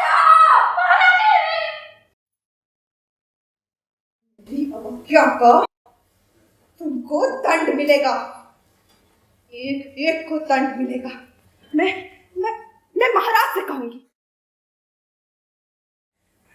क्या हुआ प्रिय? महाराज, महाराज, हाँ महाराज, देखिए देखिए ये क्या हो रहा है। हुआ क्या? महामंत्री ने अंतःपुर में सैनिक भेजे, वो बिना मेरी आज्ञा के अंतःपुर में घुस आए। ओह, ऐसा तो नहीं होना चाहिए था। हम पूछेंगे महामंत्री से। वो सैनिक मेरी दासी नंदिता को बंदी बनाकर ले गए। मैं जानना चाहती हूँ क्यों। आप नंदिता की मुक्ति का आदेश दें। हम कैसे आदेश दे सकते हैं? संभव है कि नंदिता पर कोई गंभीर आरोप हो। बिना महामंत्री के पक्ष जाने नंदिता को मुक्त करना न्यायोचित होगा। मगध की रानी, आपकी प्रिया की सुरक्षिता आपसे करपत्र प्रार्थना करती है। नंदिता को मुक्त कर दे। वो अकारण ही कारागार में है। अकारण तो नहीं है वो कारागार में। तो आप जानते हैं वो क्यों कारागार में है? हाँ, कुछ थोड़ा थोड़ा। कुछ दिन पूर्व महामंत्री ने बताया था कि नंदिता दासी के जीवन को संकट है, कोई उसकी हत्या करना चाहता है। कोई उसकी हत्या करना चाहता है तो उसकी सुरक्षा की व्यवस्था महामंत्री को करनी चाहिए थी। कारागार में नंदिता को इसीलिए रखा गया है जिससे उसके जीवन की रक्षा की जा सके। महामंत्री ने बताया था कि नंदिता दासी में किसी के प्राण बसते हैं। कोई उसकी हत्या करने के लिए नंदिता की गर्दन रखना चाहता है। ओह, तो आप सब जानते हैं। नंदिता को बंदी बनाने सैनिक अंतःपुर आए थे, ये बात महामंत्री को नहीं पता है। फिर सैनिकों को किसने भेजा? हमने भेजा। क्यों? सैनिकों ने झूठ क्यों बोला? क्यों कहा कि महामंत्री ने? अगर तुम्हें पता चल जाता कि मेरे आदेश से नंदिता को बंदी बनाया गया है तो तुम इसकी शिकायत लेकर हमारे पास नहीं आते, अदृश्य हो जाते, भाग जाती, अपने देश कलिंग के किसी गांव में जाकर छिप जाती जहां हम तुम्हें ढूंढ नहीं पाते। क्या हमने गलत कहा कलिंग कन्या? नहीं, आपने बिल्कुल ठीक कहा मगध नरेश। तुम बैल चक्रपाण की पुत्री नहीं, भांजी हो। कलिंग के युद्ध में सहस्त्रों लाखी कलिंगवासी कालकौलित हुए, जिसमें तुम्हारे माता पिता भी थे। उनकी एक 10 माह की पुत्री थी जिसे पड़ोसियों ने संभाला। फिर इसकी सूचना उसके मामा को दी गई जो पाटलिपुत्र में रहते थे। मामा उस बच्ची को आकर पाटलिपुत्र ले गए जहां नाना के वहां काशी में पली बड़ी। सब समझते वो उनकी पुत्री है। और आज तुम्हारी भेंट तुम्हारे हम पुराने मित्र से करवाना चाहते हैं। मिलना चाहोगे उनसे?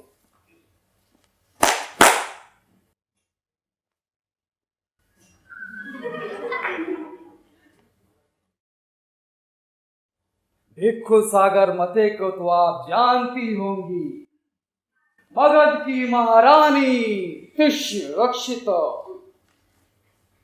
भिक्षु सागर मते आपके लिए विशेष भेंट लेकर आए। एक महारानी के लिए क्या भेंट लेकर आए? ये केश काटा जो विश्लेषित है। आपके केश काटे को वो विश्लेषित करके बोध वृक्ष के तने में धंसा दिया था और बोध वृक्ष का तना सूख गया। किसने ये विश्लेषित काटा बोध वृक्ष में धंसाया? मैंने। क्यों? क्यों बोध वृक्ष को आहत किया? उत्तर दो। मेरे माता पिता की तो एक ही बार मृत्यु हुई। मैं तुम्हें 100 बार मारना चाहती थी। और क्यों करा दिया कुणाल को अंधा? मैं तो उसकी हत्या चाहती थी। राज्याधिकारियों ने मेरे साथ धोखा किया, उसे केवल अंधा करके जंगल में छोड़ दिया। क्यों हत्या चाहती थी? क्या अपराध था उसका? उसका निर्दोष सौंदर्य, उसके लावण्य का चुंबक। एक पति के होते हुए भी कैसा पति? खंडित यौवनपति, वृद्धपति। तू जीवित रहने का अधिकार खो चुकी है। हम सोच रहे हैं तुम्हें कौन सा दंड दिया जाए। तुम्हें सूली पे बिठाकर मार दिया जाए या तेरे शरीर को कुत्ते नोच नोच कर खाए, या इस तेरे शरीर को दो बराबर भागों में चीर दिया जाए, या गले चौराहे पर तुझे फांसी पे लटका दिया जाए। मुझे मृत्यु का भय नहीं है अशोक। तुम चाहे जितनी बार बुद्ध की शरण में जाओ, तुम्हारे अंदर का राक्षस जीवित है और जीवित रहेगा। जिसने अपने अग्रज सुसील की हत्या की, मेरे माता पिता की हत्या की, कलिंगवासियों की हत्या की। सैनिकों, बंदी बना लो इस स्त्री को।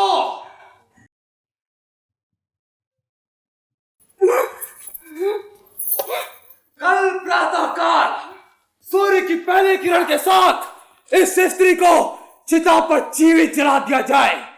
ये हमारी आज्ञा है। ले जाओ।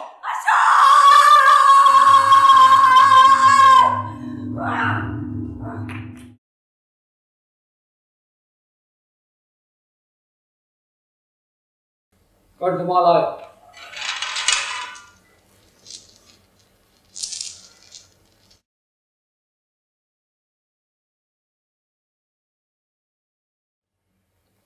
राजमुकुट।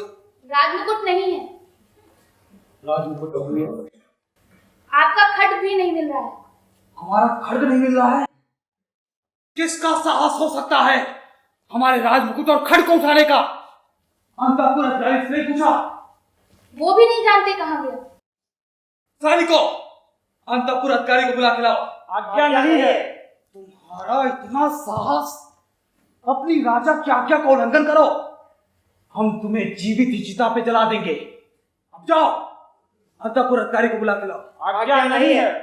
किसकी आज्ञा नहीं है? महामंत्री की। तो महामंत्री को बुला के लाओ। आज्ञा नहीं है। महामंत्री को भी बुलाने की आज्ञा नहीं है? तो ठीक है, हम स्वयं जाएंगे महामंत्री के पास और पूछेंगे इस आदेश का।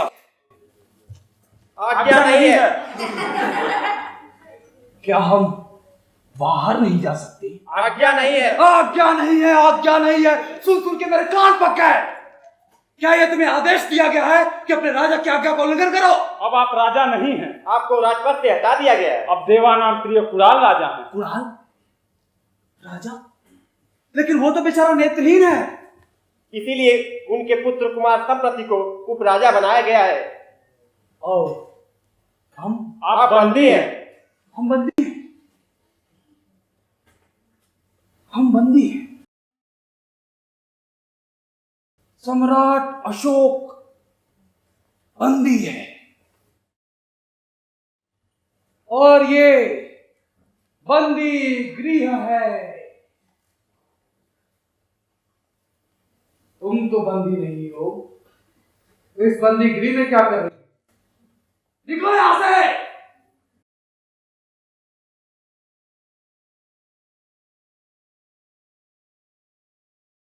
आइए महामंत्री राधा गुप्त, आइए। पाटलिपुत्र के इस बंदी गृह में आपका स्वागत है। विराजिए। बंधु, पहले आप विराजिए। नहीं नहीं, पहले आप विराजिए। ठीक, मैं बैठता हूं। आप भी बैठिए। हम कैसे बैठ सकते हैं महामंत्री के सामने? हम तो इस मगध प्रजा के एक तुच्छ प्राणी हैं। हमारा इतना साहस अपने अन्नदाता के सामने बैठने का साहस करें। इसका हमें खेद है। बहुत विवश होकर हमें यह करना पड़ा। नहीं चाहिए तुम्हारा राजपाट राधा गुप्त, नहीं चाहिए। हम स्वयं इसका त्याग करते हैं। ये लो, ये लो, ये भी लो, ये सब लो और मुक्त करो हमें इस माया जाल से। बंधु अशोक, आओ। पुरानी मित्रता के स्मृति में एक चषक सुरा हो जाए। आओ।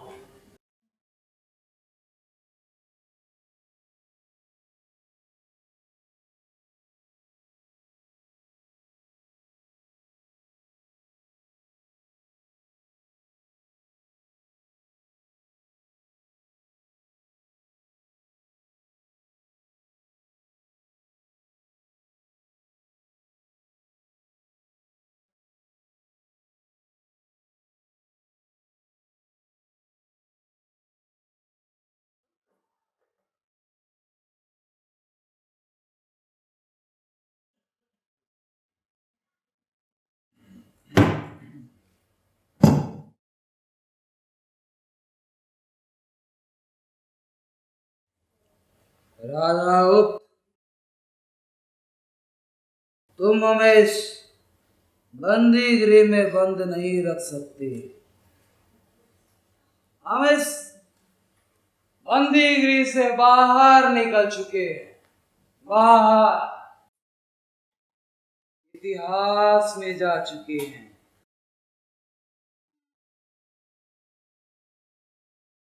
मेरे शिलालेख गंगा से कावेरी नदी तक देवानाम प्रिय राजा प्रियदर्शी के नाम की दुमदुमी बजा रही। सिंधु तक ही नहीं, सिंधु नदी को उस पार भी और उससे भी आगे गांधार और कुबा नदी तक हमारे शिलालेख घोषणा कर रहे हैं, देवानाम प्रिय राजा प्रियदर्शी के नाम की। पत्थरों पे उकेरा मेरा नाम न कभी धुंधला पड़ेगा और ना कभी मिटेगा। महामंत्री राधा गुप्त, तुम उन शिलालेखों से राजा अशोक को मगधराज सिंहासन से नहीं हटा सकते। अशोक इतिहास है, अजर है, अमर है।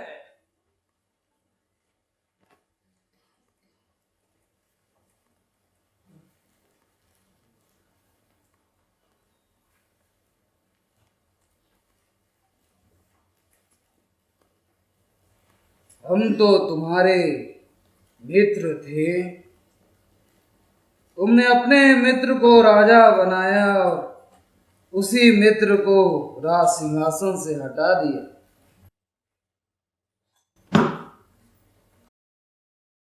ना तो मैंने अपने मित्र को राजा बनाया और ना ही मित्र को राजपद से निष्कासित किया। अर्थात हम तुम्हारे मित्र भी नहीं हैं और ना कभी थे।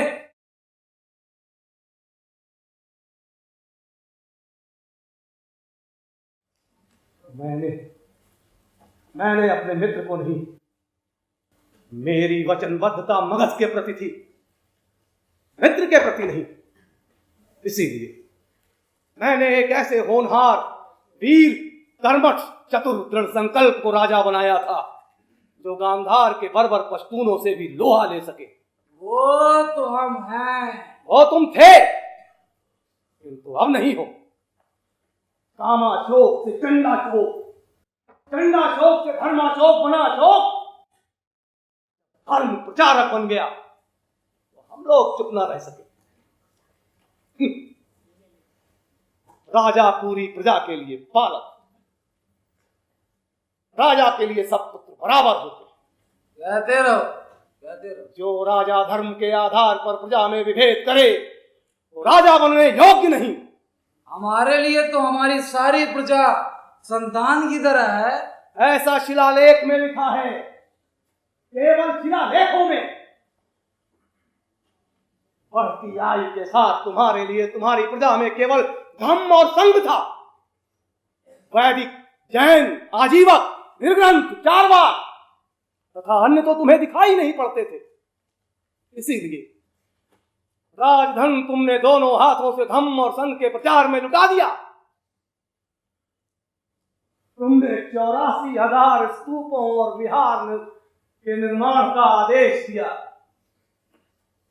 देश विदेश में स्तूपों और विहारों के निर्माण हो रहे, राजकोष रिक्त हो गया। पूरे मगध राज्य में सड़कें और नहरें टूटी पड़ी हैं। किसानों के खेतों में पानी नहीं पहुंचा, अकाल पड़ने लगे। भूखे किसानों ने विद्रोह कर दिया, वो नगरों को लूटने लगे। और तुम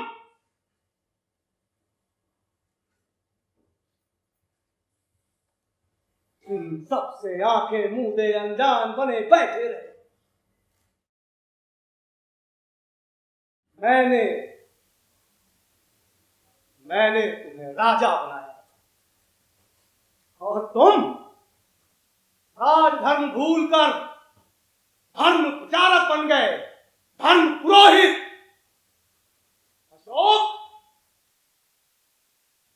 पुरोहित को शासन का अधिकार नहीं होता।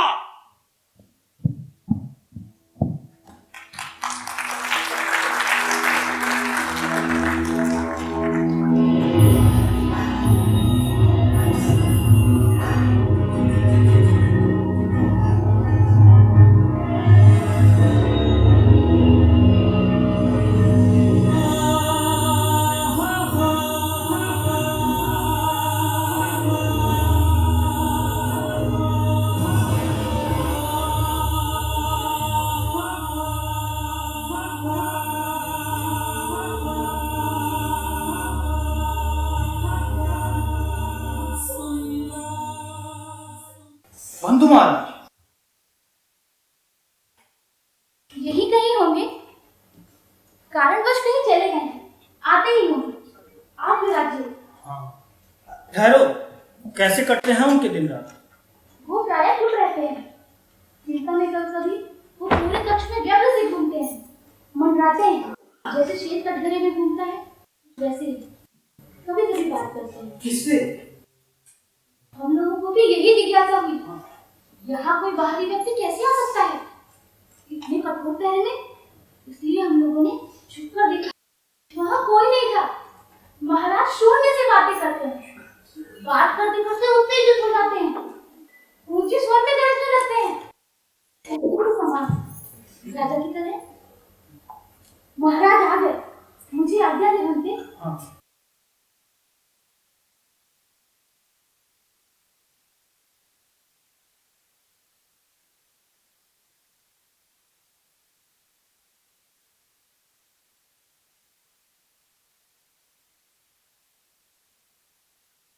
नमन अग्रबंधु। तो बनते 30 आए हैं। हाँ। बनते 30 सुना है अब आप कुकुट्टाराम बिहार के महासुवीर हो गए हैं। बहुत समय बाद आए। जब आज्ञा मिली तब आया। आप कहाँ चले गए थे अचानक? बाढ़ आई है, आपको नहीं मालूम? राजभवन के इस कक्ष में भयानक बाढ़ आई है। बाढ़? लेकिन मुझे तो नहीं दिखाई पड़ी। कहाँ है बाढ़? ये देखो, यहाँ चुसक से पानी गिर गया था, इसमें ये चींटी फंस गई। अब चशक से गिरा जल तो चींटी के लिए बाढ़ी है ना। सत्य है बंधु महाराज। कब से ये चींटी पानी से बाहर निकलने के लिए हाथ पैर मार रही है। हमने सोचा हम कदाचित इसे बचा सके। इसे पानी से बाहर निकालने के लिए उद्यान में ये सीख ढूंढने गए थे। चींटी के सामने उसकी मृत्यु खड़ी दिखाई दे रही है। भय से उसकी सांसें फूल रही है, हृदय भय से धड़क रहा है। अग्रबंधु, हर प्राणी में जीवित रहने की इच्छा होती है, जिजीविषा। हाँ हाँ हाँ, ये भी जीवित रहना चाहती है। शायद हम इसे बचा सके। हाँ। ए चींटी, ये सीख हमने तुम्हारे सामने इसलिए रखे हैं जिससे तुम इस पे चढ़ के पानी में डूबने से बच सको। अग्रबंधु, लेकिन इस चींटी की समझ में नहीं आ रहा कि ये सीख उसकी प्राण रक्षा के लिए है। कलिंग के युद्ध में सहस्त्रों के प्राण हमने ले लिए और आज हम एक चींटी की प्राण नहीं बचा पा रहे हैं। ए चींटी, आजा। अग्रबंधु, चींटी सीख पर चढ़ गई।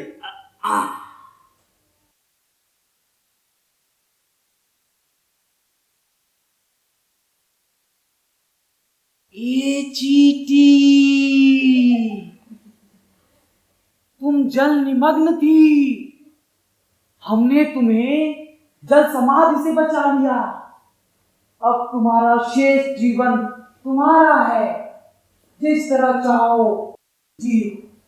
अग्रबंधु, आपने पुण्य किया उसके जीवन की रक्षा करके। मरकर चीटी के असहाय जीवन से मुक्त पा जाती।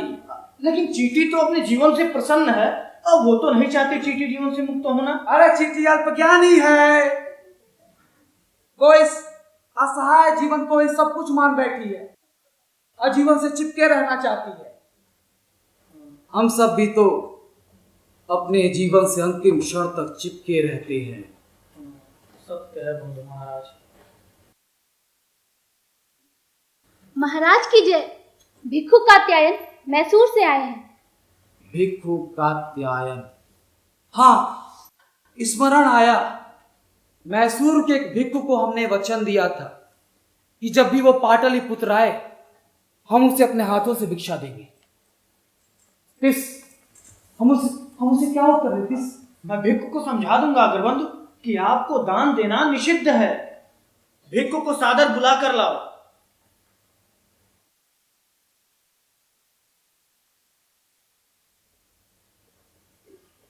बुद्धं शरणं गच्छामि, धम्मं शरणं गच्छामि, संघं शरणं गच्छामि। भिक्षु कात्यायन नमन। आप पर तथागत की कृपा, भिक्षाम देहि राजन। भिक्षु कात्यायन, अब हम बंदी हैं। मुझे ज्ञात है, फिर भी आपके पुण्य करो द्वारा भिक्षा। आपको कैसे बताए कि हमें दान देना निषिद्ध है? कोई बात नहीं राजन, आपके दर्शन की इच्छा थी, अब वो पूरी हो। मुझे जाने की आज्ञा दे। बुद्धं शरणं गच्छामि, धम्मं शरणं गच्छामि। रुको भिक्षु, संघं शरणं गच्छामि। ठहरो।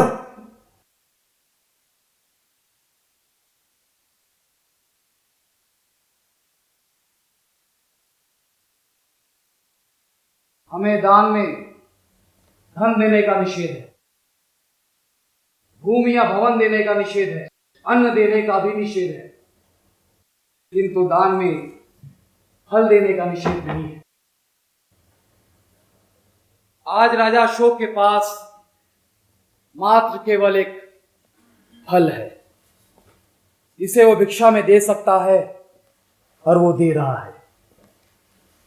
कृपया इसे भिक्षा में स्वीकार कर अभागे राजा को कृतार्थ करें। आप पर तथागत की कृपा हो राजन। बुद्धं शरणं गच्छामि, धम्मं शरणं गच्छामि, संघं शरणं गच्छामि। अशोक द्वार पे खड़े भिक्षु को भिक्षा भी ना दे सका। अशोक का जीवन वृथा गया है। आपका जीवन व्यर्थ नहीं गया महाराज। आपकी करुणा ने दीन दुखियों तथा दलितों का संताप हरा है, उनके जीवन में नवीन आशा अंकुरित की है। सांत्वना दे रहे हो? नहीं, हमने 84 सहस्त्र स्तूपों का निर्माण करवाया, जिससे वैदिक जन्म से रुष्ट हैं और बौद्ध जन इसलिए रुष्ट हैं क्योंकि हमने शिलालेखों में श्रवणों के साथ ब्राह्मणों को भी सम्मानित करने के आदेश दिए और दोनों ने मिलकर हमें राज सिंहासन से हटा दिया। क्यों किया हमने अभिधर्म का प्रचार? आप धम्माशोक हैं। नहीं है हम धम्माशोक, और नहीं है कामाशोक या चंडाशोक। हम अशोक है, केवल अशोक, जिसकी माता धर्मा को पिता बिंदुसार द्वारा निष्कासित करके एकांतवास दे दिया गया था। हमारी मां को जो अपने पति से सम्मान और साहचर्य नहीं मिला, वही हम आर्या देवी को देना चाहते थे। आर्या देवी हमारे जीवन का प्रथम प्रेम थी और अंतिम प्रेम भी। हम उसको ढूंढते रहे हर उस नारी में, लेकिन वो नहीं मिली। वो क्यों नहीं आई हमारे साथ? पाटलिपुत्र बोलो तिस, वो क्यों नहीं आई हमारे साथ? धैर्य रखिए अग्रबंधु, धैर्य रखिए। अरे वो आ गई तिस, वो आ गई। कौन? हमारी संतानों की माता देवी। वो कभी कभी आती है, हमसे बातें करती है। आपसे बातें करती हैं? हाँ, हम जब भी उसे याद करते हैं आ जाती है।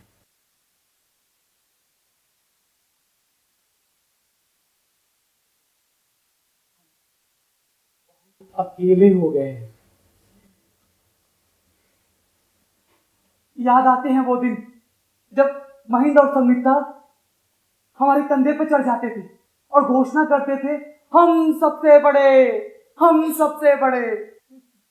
और हमें घोड़ा बनाकर हमारे पीठ पे बैठ जाते थे और हर्ष से किलकारी मारते थे।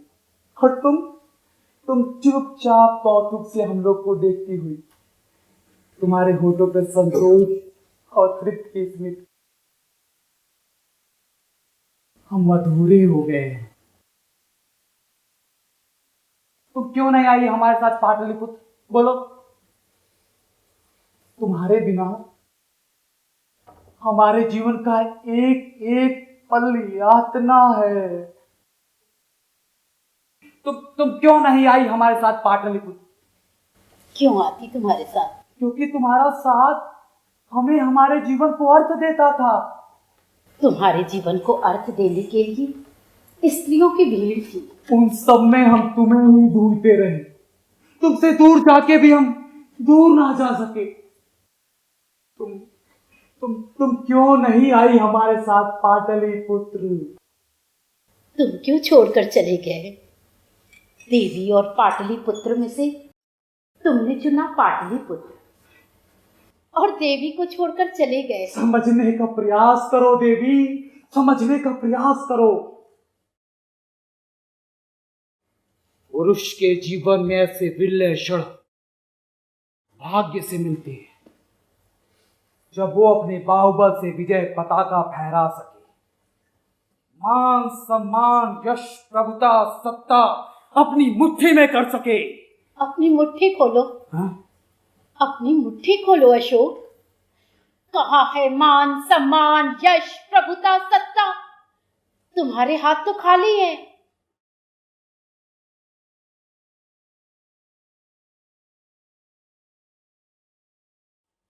देवी, देवी रुक जाओ, देवी रुक जाओ, बस एक क्षण। देवी, देवी रुक जाओ, बस एक क्षण। तिस वो तो चली गई, तिस वो तो चली गई, हमारी तो सुनती ही नहीं। जब चाहती है आती है और जब चाहती है चली जाती है। आप शोक ना व्यक्त करें अग्रवंद, वो आपसे बंधी हैं, वो फिर आएंगी। पता नहीं कब आएगी। वो कहती थी, कहाँ है मान सम्मान यश प्रभुता सत्ता। हम उसे क्या उत्तर देते थे? ये खाली हाथ। तो चुना हमने पाटलिपुत्र। क्यों चुना?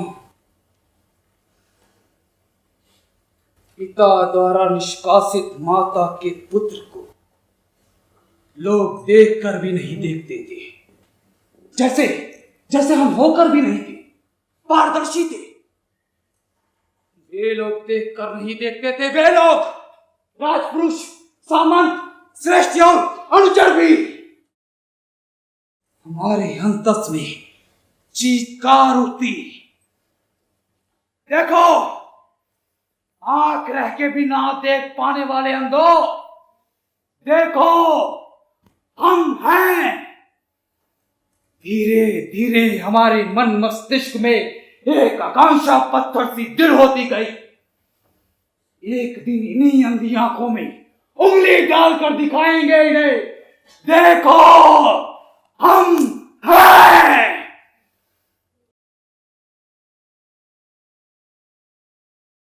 हम कुरूप जन्मे, क्या इसमें हमारा दोष था? बोलो, क्या इसमें हमारा दोष था? नहीं अग्रवंद, इसमें आपका कोई दोष नहीं।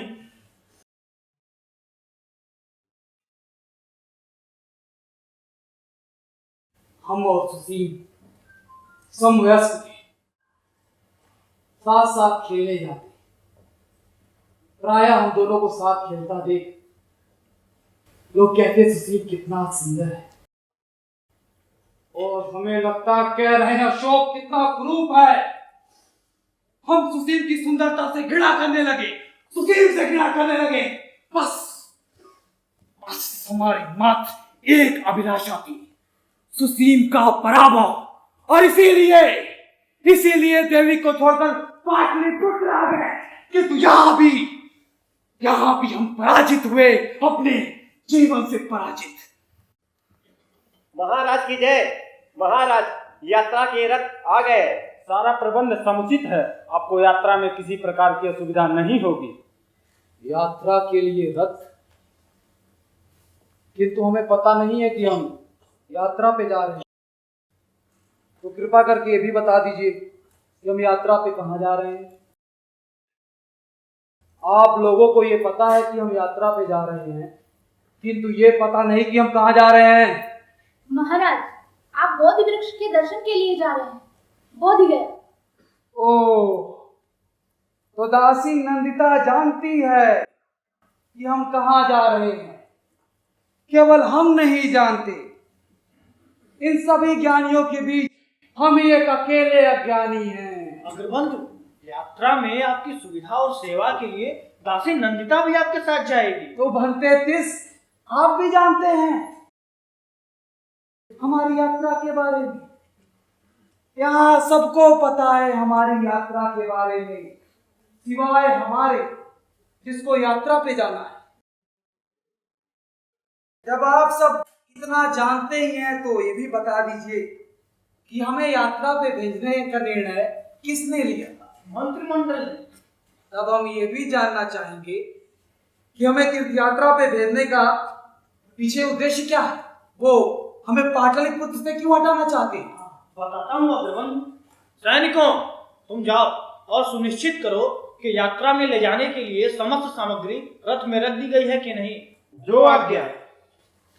तो बनते तिस, हमें पाटलिपुत्र से हटाने के षड्यंत्र में आप भी सम्मिलित हैं? नहीं अग्रबंधु, ये सारी योजना महामंत्री राधागुप्त की है। राधागुप्त?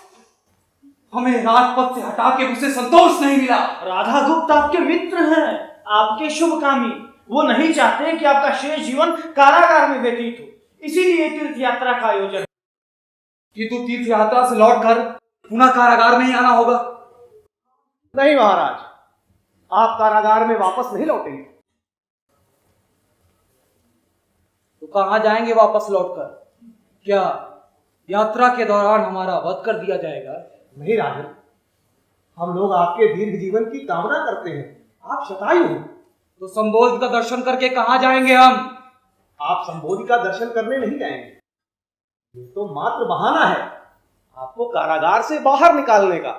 क्या कह रहे हो? हाँ राजन, पूरा प्रबंध हो गया है। पाटलिपुत्र से आप निकलेंगे, किंतु संबोधि न जाकर आप मौर्य राज्य की सीमा के बाहर चले जाएंगे, पर्वतों में।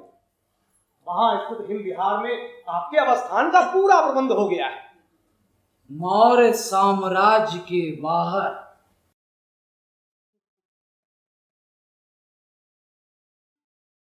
क्या मौर्य सेना इतनी अक्षम और निष्क्रिय हो गई है कि उसका एक बंदी भाग जाए और उसे पता भी ना चले? राधागुप्त, हम नहीं जा रहे हैं।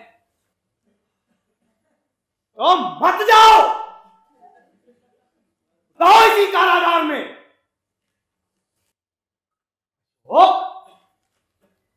मैं तुम्हारा बाल मित्र हूं।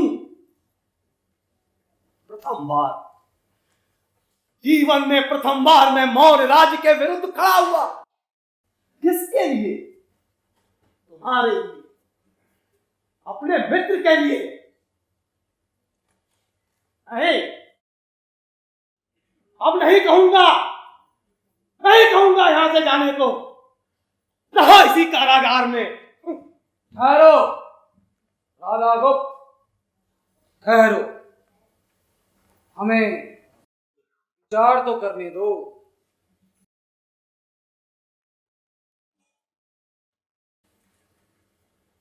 राधागुप्त, हमने मध्याह्न के उद्दाम प्रकांड सूर्य को धीरे धीरे संध्या में ढलते देखा है।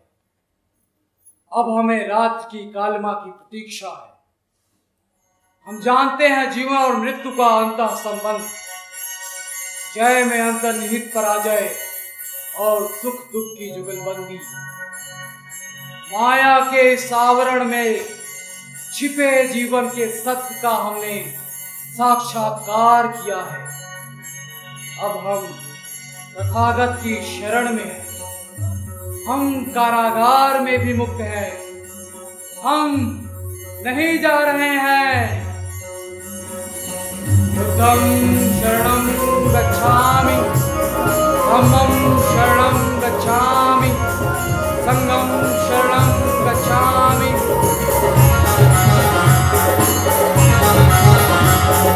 तुम हो मेरे स्वामी, तुम हो मेरे स्वामी, जीवन भर